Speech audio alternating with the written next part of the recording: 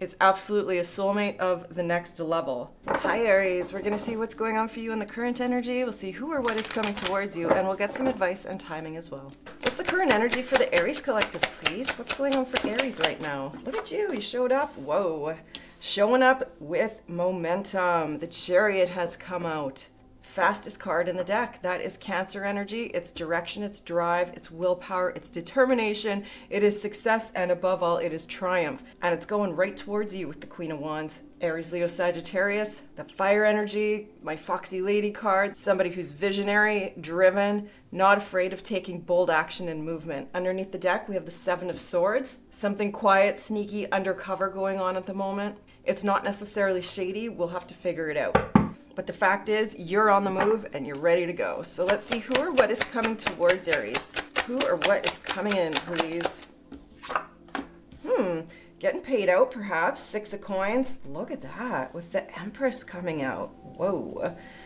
That's beautiful. That's Venus energy, and we have the Knight of Swords. There's some communication. All right, so the Six of Coins, that is an energy of receiving something. It's typically equal give and take, but what's fascinating about this particular deck is it's offering something balanced and harmonious, just like what the Empress is. That's the Libra sign. The Empress is the major arcana for Libra. It's Venus energy, and we have Venus actually moving into Libra on August 6th.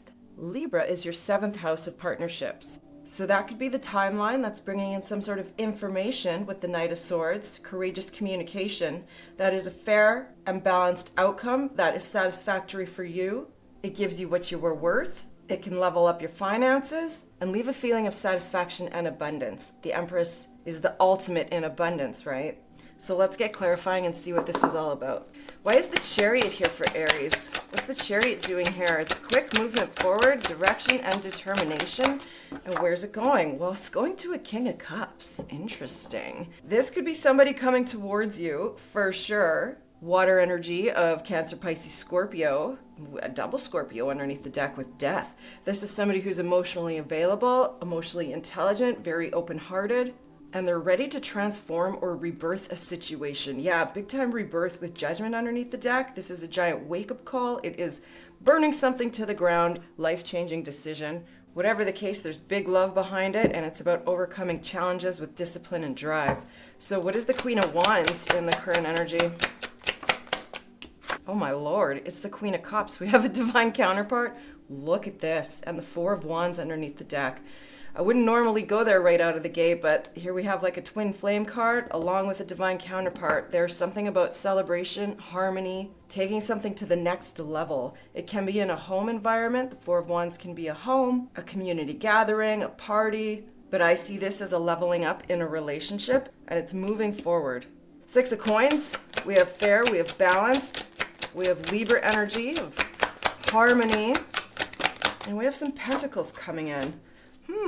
Five of Wands has come out, and some truth has come out too with the Ace of Swords coming through. So this is about setting the scales right after some type of conflict. The Five of Wands can be competition, jealousy, arguments. This is finding peace after that. And that's the breakthrough here. The Ace of Swords is truth, but it's also a breakthrough, which is fair and just and doing the right thing with that Libra energy showing up. And speaking of Libra, we have the Venus energy moving into Libra, and there's news and information with the Page of Wands. And Wheel of Fortune, good news and information. This is change, positive destined change. And it is Jupiter energy, Jupiter being your 5th house of creativity, romance, passion, and pleasure. And Jupiter will be in your 5th house for the next year, creating change in that area of life for you.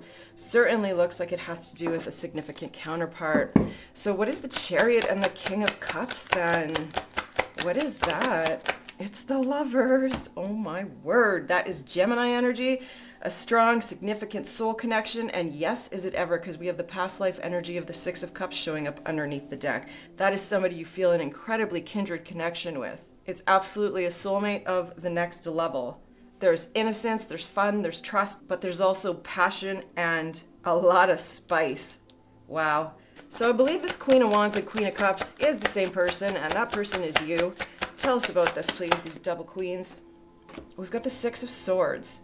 Oh, interesting. And the Knight of Swords underneath the deck. So the Six of Swords is similar to the Chariot in that it's moving forward. It's just a little bit slower. It's about overcoming obstacles, mental strife, difficulties, unfortunate, uncomfortable situations, doing it with truth, clarity, and courage with the Knight of Swords. This is speaking your mind courageously, but it's also a caution to watch out for any sort of aggression and just take things like slow and steady here.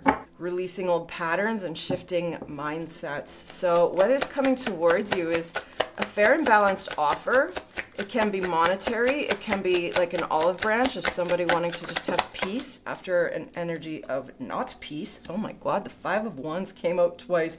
Yeah, there's been some big problems with the Tower. Double Five of Wands in the Tower, that is explosive arguments. This is really, really not a good time. So I'm super happy to see the Six of Coins as well as the Six of Swords here, smoothing things out after a lot of drama, stress, sudden shocking disruptions.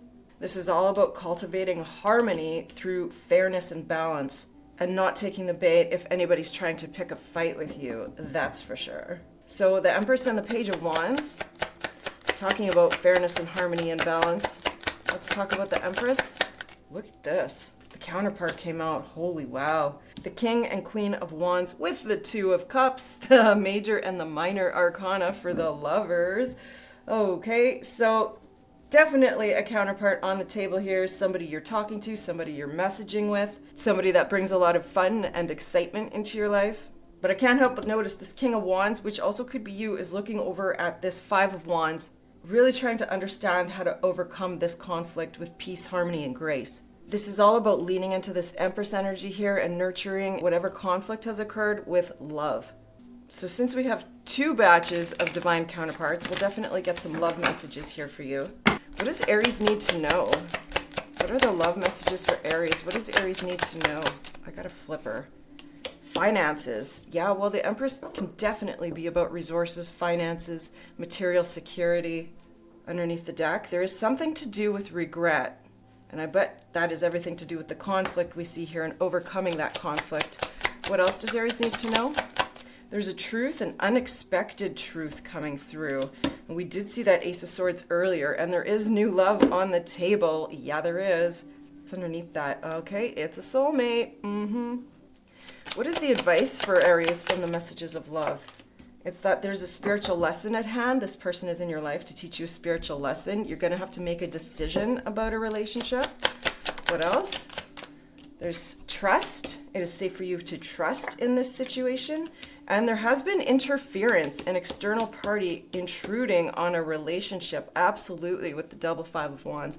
Underneath the deck, though, we have the Empress energy of abundance. You've done the work. Abundance flows to you now.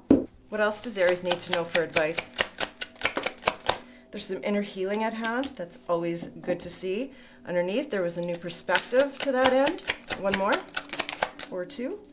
We've got manifest. There's the Empress yet again.